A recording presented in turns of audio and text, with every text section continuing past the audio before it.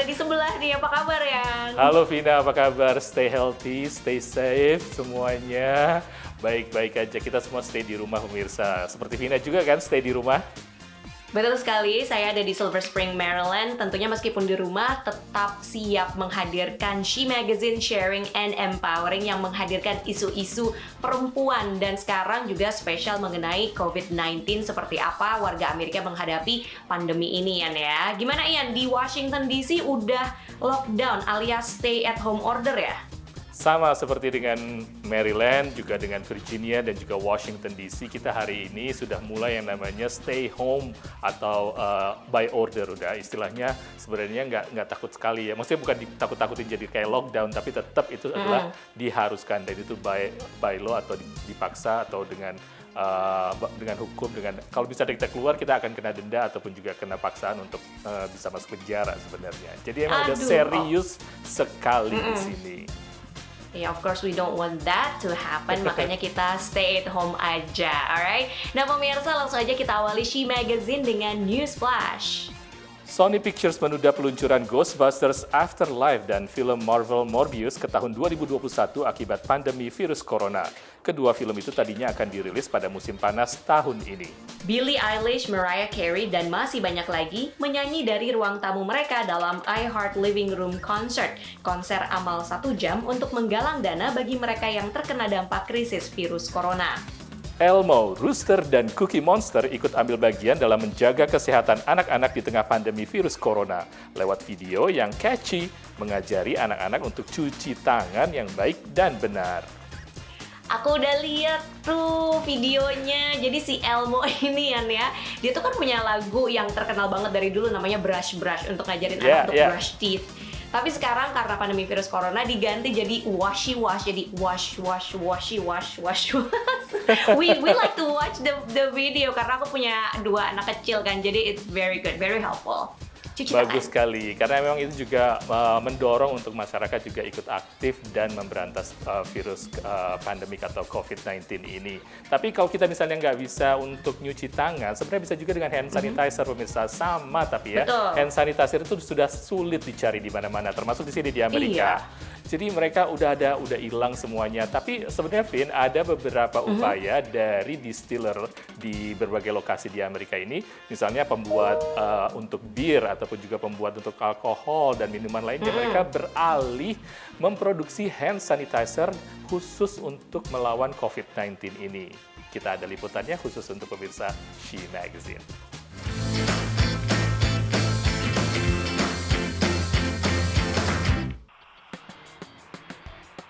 Eight Oaks Farm Distillery adalah sebuah tempat penyulingan minuman beralkohol yang biasanya memproduksi vodka, rum, dan whisky. Tapi sejak pertengahan Maret, produksi perusahaan yang terletak sekitar 100 km dari Philadelphia, negara bagian Pennsylvania ini, dialihkan. So what we're doing today is we have shifted focus from making beverage alcohol products and put 100% of our resources towards making hand sanitizer for our community. Chad Butters mengaku kesal dengan melonjaknya harga hand sanitizer alias penyanitasi tangan di tengah tingginya permintaan. I was Googling how much is hand sanitizer, and we came up with the very first result on Google was $328 for a 1-ounce bottle. I think that's ridiculous, it's shameful, and we want to be the antidote to that. We want to provide hand sanitizer to anybody that needs it. We want to push it out to our charity partners, our local partners that we work with every single day. Bagi yang mampu membayar, mereka dipersilahkan membayar. Sementara bagi yang tak mampu, mereka dipersilahkan mengambil secukupnya. Hal serupa dilakukan Falls Church Distillers, produsen minuman beralkohol di Virginia, tak jauh dari Washington DC. And people don't need to be gouged. And we were able to fulfill that need based on, our chemistry staff, our distillation capabilities, and what we know how to do, make whiskey and bourbons and things of that nature. And this is very similar to that. Di Chicago, negara bagian Illinois, perusahaan penyulingan minuman beralkohol melakukan hal yang sama dengan memprioritaskan mereka yang paling membutuhkan.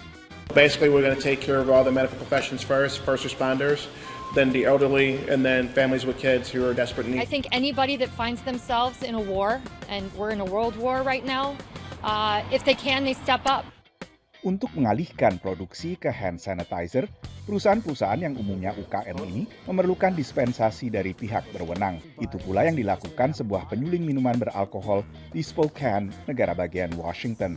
We're spending money to do this when economically it may not be the best time to do so, but things like that will take care of themselves. It's a diversion. I mean, I could be sitting here and being depressed about everything and filling bottles. It's okay. That's the hardest thing about this, and I think that's what everyone struggles with the most. I mean, we're all people who like to know things and control, and no one is in control of this scenario. Pengalihan produksi ini dimungkinkan karena tempat penyulingan alkohol sudah memiliki satu bahan dasar penyanitasi tangan, yaitu alkohol dengan kadar setidaknya 60%. Cairan ini lalu digabungkan dengan sejumlah bahan baku lainnya, termasuk gliserin dan juga pewangian. Menurut sebuah asosiasi produsen minuman beralkohol di Amerika, langkah pengalihan produksi ke hand sanitizer ini sudah dilakukan sedikitnya 75% produsen minuman beralkohol di negara ini. Dari Washington DC, saya Nova Purwadi dan tim VOA. Nah, aku kemarin juga sempat datengin salah satu distillery yang jual hand sanitizer di Rockville nih. Pemirsa seperti ini, botolnya ada lemongrass, ada alkohol 80%. Terus ini Ian, saya pengen ngasih lihat teksturnya agak berbeda. Kalau misalnya di pasaran yang kita tahu itu kan agak jelly ya karena ada aloe veranya. Nah, kalau yang ini itu cair banget nih. Saya lagi tetesin ke tangan, cair banget. Udah gitu baunya kuat banget. Aku sih kurang cocok, tapi but hey, this kalau nggak ada ya it's okay gitu kan, daripada nggak ada kan. Karena memang itu kan harus menjadi salah satu produk yang esensial sekarang untuk memberantas COVID. Tapi saya senang sekali nih komunitas di sini juga membantu ya, misalnya tadi kayak distillery di Indonesia juga beberapa produsen atau produsen kosmetik dan juga desainer Indonesia, mereka memproduksi yang namanya kayak masker dan juga baju hazmat dan juga produk-produk lokal seperti untuk makeup ataupun juga lotion segala macam yang di Indonesia mereka juga memproduksi loh, Vin. Jadi Indonesia memang nggak ketinggalan. Mereka turut berperang secara komunitas semuanya di Indonesia dan tetap semangat untuk melawan COVID-19 ini. Masih banyak liputan lain dan ya, Vin ya. Ya, pastinya. Jadi tetap aja nonton She Magazine.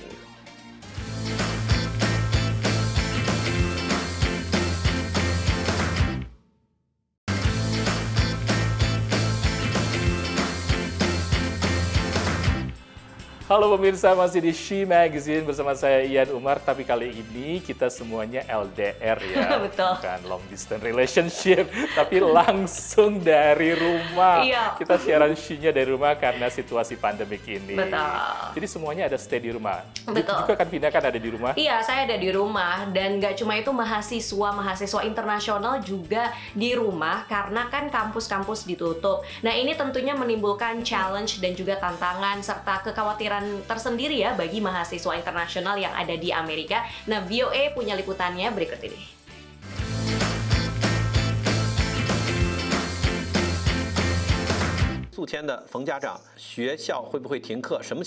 Tidak terbayangkan bagi mahasiswa internasional untuk terjebak di negara asing di tengah wabah pandemik.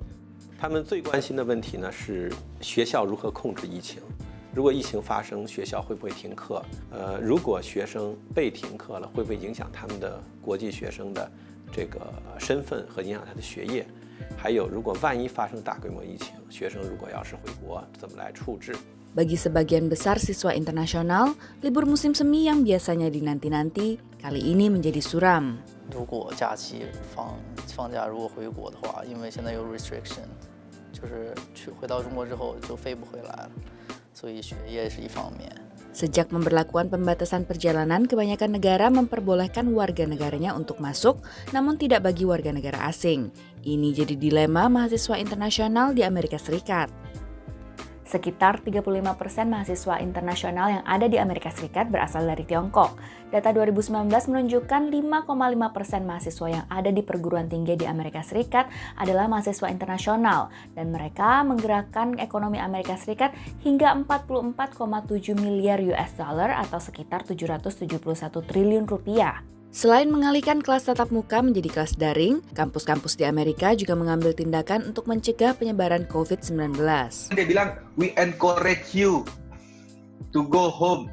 Terus diganti jadi, we advise you untuk international students, kalian kalau bisa pulang aja deh.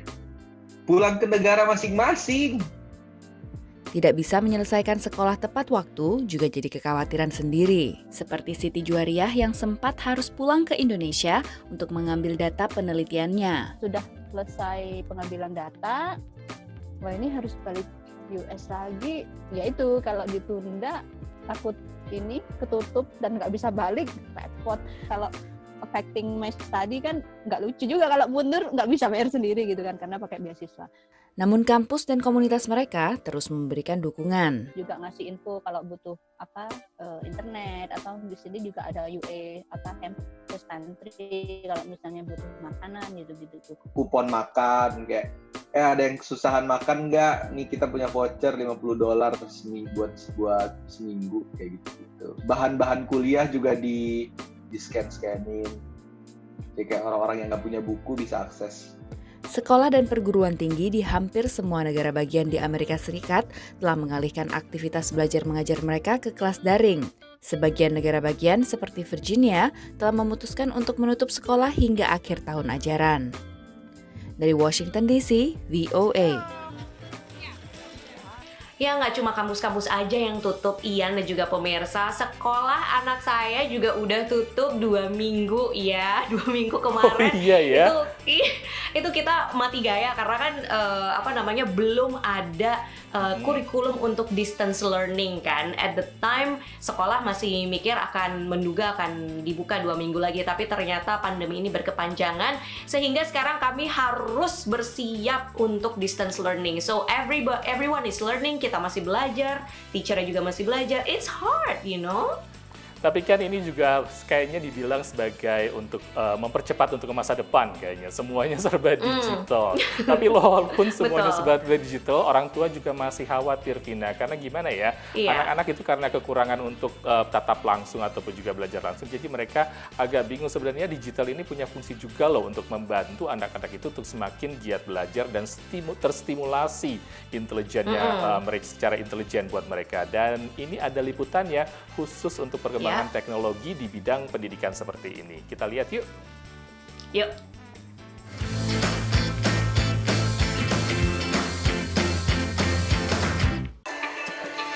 Sejalan penutupan sekolah di seluruh Amerika, banyak orang tua cemas dengan penggunaan gadget oleh anak. If you're wasting your time on YouTube, Instagram, and TikTok, that's the bad kind of screen time that we want to eliminate. Technology is great. It's all around us, and there's so many fantastic things out there, but a lot of the way maybe kids use it is passive. Untuk menarik anak-anak keluar dari kebiasaan main games atau nonton, Martin Horstman menciptakan sebuah program di mana mereka bisa berkreasi dengan menggabungkan keterampilan yang diperlukan dengan teknologi. Aplikasi ini bernama Doodlematic. Pertama, merancang dan menggambar sebuah game dengan warna tertentu. Setiap warna menggambarkan avatar, tujuan, atau rintangan yang berbeda. Ambil foto lewat aplikasi di ponsel, maka terciptalah sebuah video game. We believe strongly that creativity and imagination is such an important skill for every career path that you might end up taking. Anak-anak bisa merancang 2 games secara gratis, lalu membayar $30 atau sekitar Rp490.000 untuk lebih dari 1.000 games. Aplikasi lainnya, Vivid Books, menggunakan realita tertambah untuk menghidupkan halaman-halaman buku pelajaran fisika. If you look at any traditional textbook that kids use today or that they used to use over the last 40 years, you see some small diagrams and plenty of text around them. Physics has a lot of caveats and a lot of concepts that are very visual in the sense that if you apply a digital layer with an animation that explains different concepts, it's much easier to explain rather than having to read a lot of text. Vivid Book bisa dicetak melalui desktop, ponsel, maupun tablet. Inilah yang terlihat pada aplikasi jika menyorot sebuah halaman. The device recognizes the image on the worksheet and that's how it knows that it should play a certain type of animation. App ini baru tersedia pada gawai Apple, namun versi web dan Android akan diluncurkan Juni. Selama pandemi, orang tua murid bisa mengakses buku-buku pelajaran secara gratis. Targetnya adalah siswa antara 10 hingga 12 tahun. Vividbooks juga akan menambah konten mata pelajaran kimia dan biologi, serta memperbanyak materi sehingga mencakup segala umur. Diharapkan anak-anak akan terbantu untuk tetap aktif secara mental selama sekolah tutup. Dari Los Angeles, California, VOA.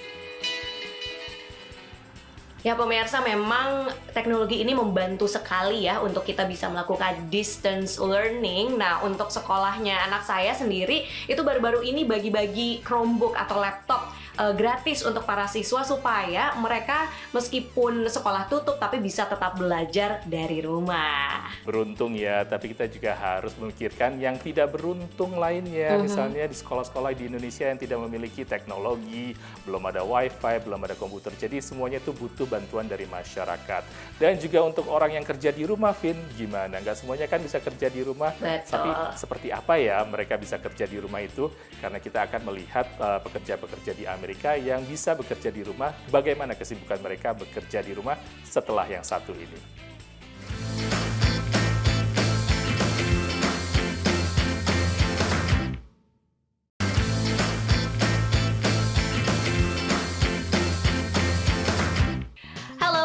She Magazine, kita datang lagi. Kami berdua masih membawakan dari rumah. Saya Vina dari Silver Spring, Maryland. Ada Ian juga di Washington DC. Nah, kita berdua beruntung bisa bekerja dari rumah 100%. Tapi nggak semua orang kan ya bisa bekerja dari rumah, karena beberapa pekerja yang esensial itu masih harus keluar rumah. Meskipun sekarang di area kita ini ada larangan untuk keluar rumah, tapi mereka yang esensial dikecualikan ya. Mereka tetap bisa ya keluar rumah ya. Seperti yang garda depan, ataupun juga tim medis, ataupun juga polisi, mereka harus bekerja. Tapi gimana kalau misalnya guru, ataupun juga seorang peneliti, bagaimana mereka bekerja di rumah?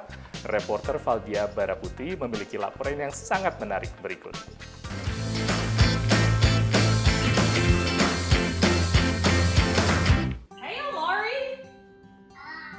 Nicole Schneckenberg berbicara dengan murid-muridnya lewat sambungan video online. Nicole adalah guru sekolah pendidikan usia dini di Washington DC. Murid-muridnya usia 3-4 tahun sudah belajar di rumah hampir seminggu sejak semua sekolah di area ini ditutup akibat wabah virus corona. The kids are mostly right now working on workbooks that we've handed out to them before school closed, or they're working on like reading with their parents or their family members. Kini Nicole, pihak sekolah dan para orang tua murid harus mencari solusi lebih jauh karena pemerintah lokal memutuskan menutup sekolah-sekolah lebih lama. As we're moving to talk about like closing for a longer period of time, they're starting to talk about what kinds of other things we could do. So I'm trying to figure out a way that I can do some teaching that way.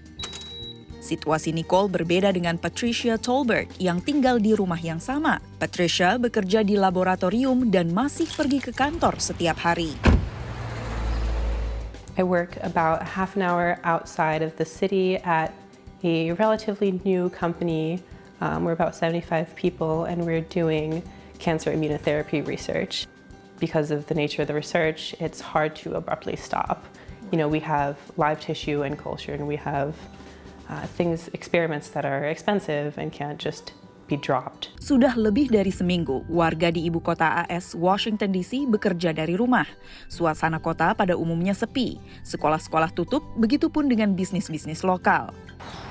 Inilah kondisi normal baru yang harus dijalani banyak orang. Namun kondisi krisis ini menjadi semakin pelik bagi mereka yang hidup berkelompok di dalam rumah yang sama. Sebuah situasi hidup yang lumrah di Amerika. Apalagi jika salah satu roommate atau teman serumah masih harus bepergian untuk bekerja di bawah arahan untuk tetap tinggal di rumah. Nicole dan Patricia tinggal di sebuah rumah 3 lantai bersama 2 orang lainnya. Ia dan anggota rumah lainnya telah membicarakan strategi jika salah satu dari mereka terinfeksi virus corona. I think that if somebody gets sick,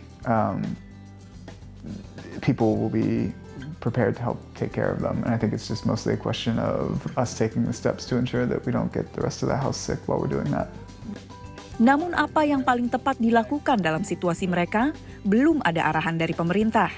I think if people have to go out and work and then they come back home, I mean, making sure when they come back home, they maybe wash their hands and change their clothes and just kind of try to, use as much hygiene as possible while at home. I think cleaning surfaces frequently is a good idea, and just otherwise trying to limit physical contact with others as much as possible. Meski supermarket di Amerika seringkali kehabisan stok pangan dan alat kebersihan esensial, untuk sekarang stok itu di rumah ini masih mencukupi.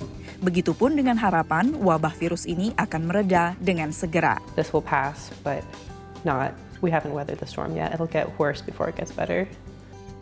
Dari Washington DC, Valdia Baraputri, VOA. Penting sekali walaupun di tengah pandemik seperti ini, tugas seorang guru sangat berat karena memang harus bertanggung jawab terhadap pendidikan anak-anak muridnya dan tetap mengajar di rumah seperti itu. Dan juga tadi juga adalah peneliti di era pandemik seperti ini sangat penting, apalagi untuk meneliti yang namanya virus ya. Itu penting sekali ya, Vin, ya, tetap harus jalan.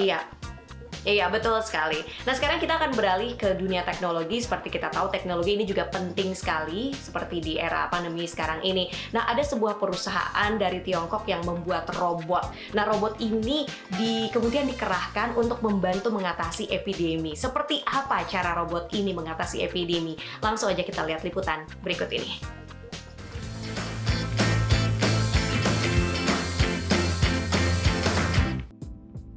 Dalam kunjungan pertamanya ke Amerika tahun 2019, penyapu swalayan ini berjanji akan bekerja dengan aman. Because autonomous driving technology is a new technology. It's about safety.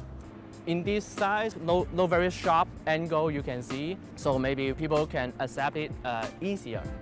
Dikenal sebagai siput putih kecil di Tiongkok, kendaraan ini menjadi pemandangan yang disambut baik di taman dan tempat umum lainnya. Tapi setelah merebaknya virus corona di Wuhan, siput putih kecil mulai melakukan pekerjaan yang dianggap berbahaya bagi manusia.